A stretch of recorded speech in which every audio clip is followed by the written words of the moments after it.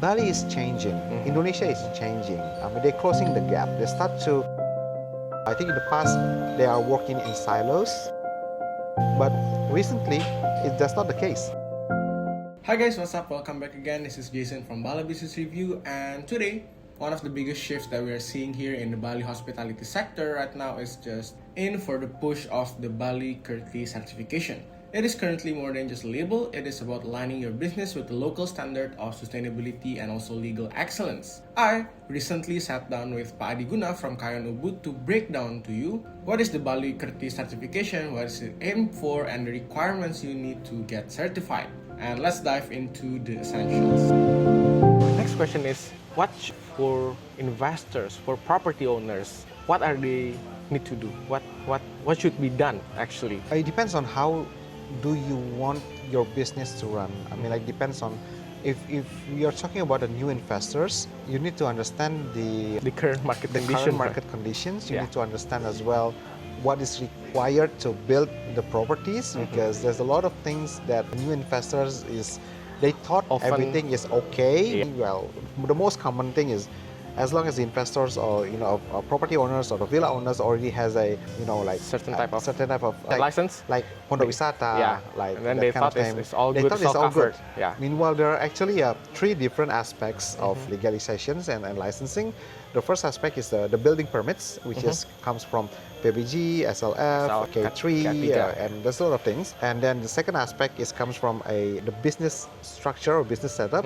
Means that you must have a company per se that you need to operate, and how the business is going to be structured in Indonesia. In Indonesia, of course. And the last part is that the taxation aspects. You must have a national tax ID, regional tax ID, and a deep well tax ID as well. So this minimum three aspect, it needs to be adhered to, in which lots of property owners does not even realize if this thing is actually on place, and they start to listen about what happens in Bali, or their friends owning a property for the past 10 years. Well, Bali is changing. Indonesia is changing. I mean, they're closing the gap. They start to work in between offices and departments in the government offices. I think in the past, they are working in silos. So, licensing office does not actually talk with tax office, doesn't really talk with another offices as well.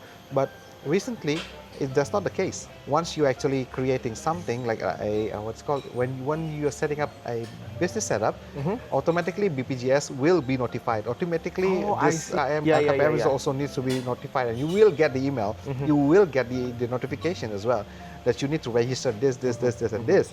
That means that all of those officers is actually communicating to each other. Yes, they're communicating each other. They inform that this person is setting up a business, so you need to have this, and this. To ask this from him. Exactly. And even the recent law allowing the bank to provide the data if it's required. Oh, wow. You can open the bank statement. Yes, to the tax office if it's required. If there's investigations of some sort, they are allowed to do so.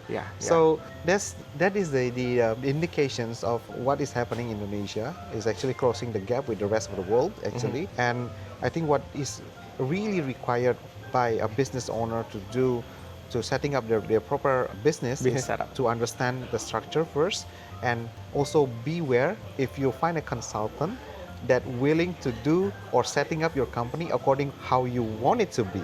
But because a proper consultant should tell you what should be, but not like what you want it to be. That's why it's just, you consult things. Not bending rules. But they will consult you that this is not proper. You should do this instead of tell me what you want to do, then I'll set it up for you. So there's two different things. So you need to have that sort of mentality first. Probably that's, I mean, I believe that it is one of the main factors that we have oversupply right now. We see villas not standing in the right zones, not having the correct license. I think that's one of the main driving factors, that we have people that are offering someone to bend the rules. But right now, that's not the case. That's not what's happening anymore again in Bali. And for someone who has been here and seeing the oversupply, seeing that the Bali is traced again from their original roots, I think it's quite heartwarming information that we see Bali is actually taking steps on fixing Exactly. Fixing the damage that already been done. Yes, exactly. To prevent the further damage. Yeah. Yeah, that's great. So, Padi, will the government enforce rules this year or any kind of actions Action actually? plans. Yeah.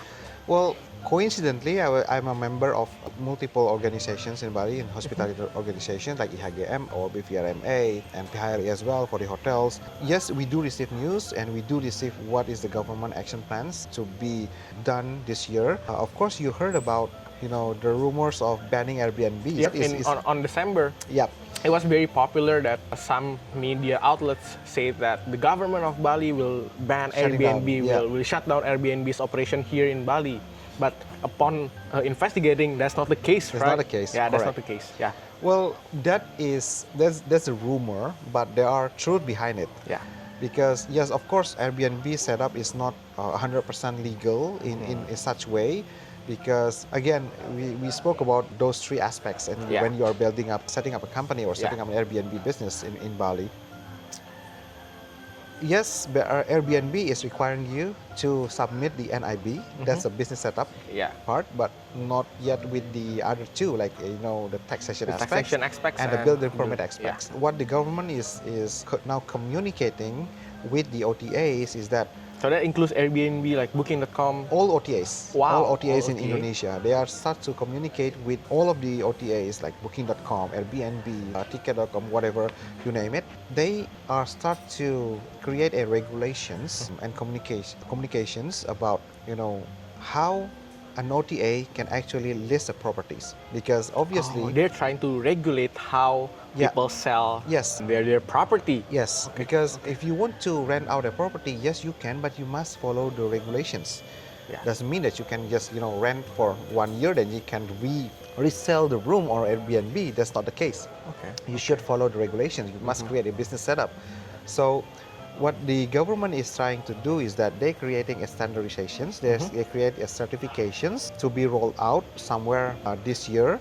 They already start the phase 1 to creating an MOU agreement with all of the OTAs, correct? And the second phase on the quarter, I think on somewhere in quarter 2, they are giving all of the accommodation businesses that don't have the proper documentations yet to start to taking care of that business, start to registering that business, start registering the tax, they're creating a business setup. I think the government is start to giving about 3 months period for them to applying of all of those licenses, and then comes on the how to impose the sanctions, of course.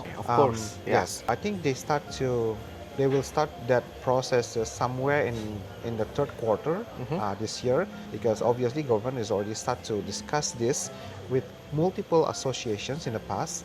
I think somewhere in 2025, the government already communicating this with a lot of organizations, associations in Bali for tourism associations, and about the audits, about what they want to do. And together with the news of Airbnb or all of those things, I think the government is start to create a mechanism to regulate, to properly regulate. This doesn't mean that they're going to shut down all of the business. Like instance, they are providing time. They also giving time to the business owners, to the properties that perhaps 1 or 2 of their papers is not completed yet. They allow that to the business to apply and to fully comply with the current regulations. Correct. Yeah, I think that's a great news to hear. And my question is, seeing this actually, the regulations that are being set up, the property, the villa owner, the accommodations are now required to comply with the requirements that the government have. My question is, how does this will be impacting the business landscape? By the 4 stars, like probably the immediate effect. What would be the immediate effect? About like 3 to 6 months or even more than a year? Well, I think what will immediately impact it is that at this moment we do have an oversupply issues in Bali. The demand is less than the supply that we have.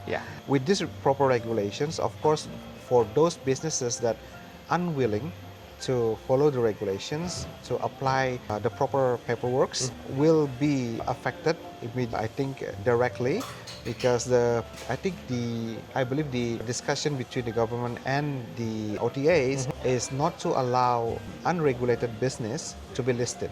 Okay. So I think that will immediately affect the business landscape. Basically, the supply side is now being regulated, so the increase, the increment is probably can be handled, can be monitored, because right now there's no regulations that monitor how can you list your property here on Airbnb, and I think that's one of the main driver of the 2025 market turbulence. Exactly, because I think what happens in the past 5 years or post-COVID is that everybody starts looking for a property or in Bali, and they are having this kind of Airbnb business in Bali, having Airbnb investments like renting out a villa or a room or whatever for 3 years, 5 years, short-term or 5 years rentals.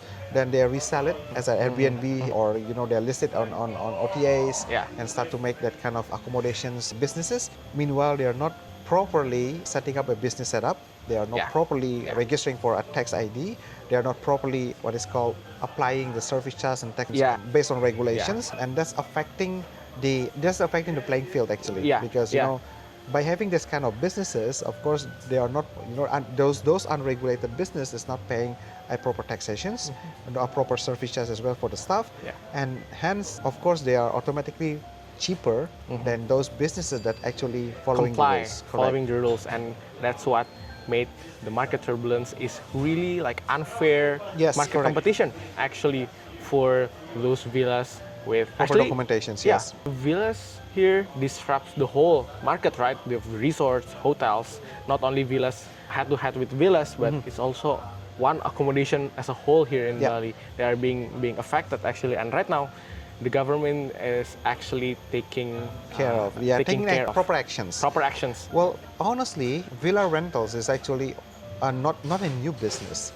Villa rentals in Bali is already started somewhere in 1998 actually. So it's already been in the market for quite some time.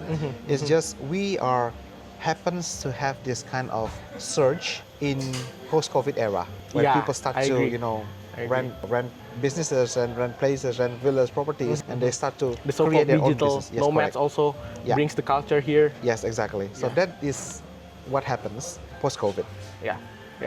Okay, so I think we have covered almost all sides of the market trends right now, including the extra bonus, what the government is currently doing to fix the problem that already been done before. There you go, those are the requirements for you to get your property or your business get Bali Kerthi license. And getting your PBG, SLF or your tax structure in order might feel like a marathon. It requires quite work. But as Pak Adi mentioned, it is the only way to future-proof your investment here in Bali and comply with the local regulations. Keep yourself updated with the current news from anywhere, websites, news portals, or even social media, and equip your investment here in Bali safe from any uncertainties. If you missed the full deep analysis into the Bali's market in 2026, don't forget to watch the whole discussion with Pak Adhiguna from the Kayon to get yourself informed. Thanks for listening, and I'll see you on the next one. And remember, you heard it first from us at Bali Business Review.